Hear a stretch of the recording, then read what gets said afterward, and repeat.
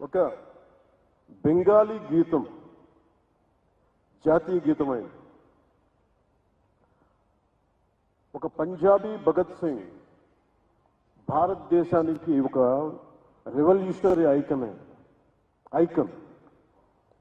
రాణా ప్రతాప్ శౌర్యానికి దేశానికి ఎక్కడో రాజస్థాన్లో ఉన్న రాణా ప్రతాప్, తమిళనాడులో ఉన్న Abdul Kalam missile man of India, Madras presidency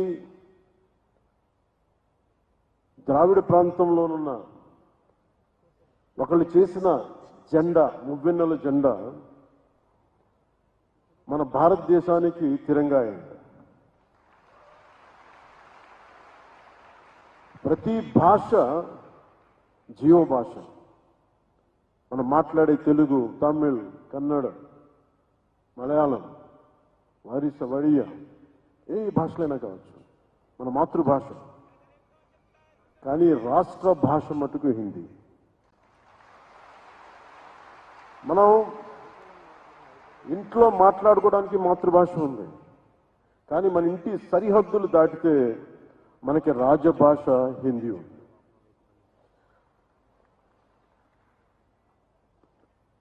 ప్రపంచం మొత్తం విడిపోవడానికి కారణాలు వెతుక్కుంటూ ఉంది, కానీ మన దేశం మొత్తం ఈ రోజున కలవడానికి, ఏకం కావడానికి ఈ రోజున మన రాష్ట్ర భాషని వెతుక్కుంటుంది, అది హిందీ అయ్యింది.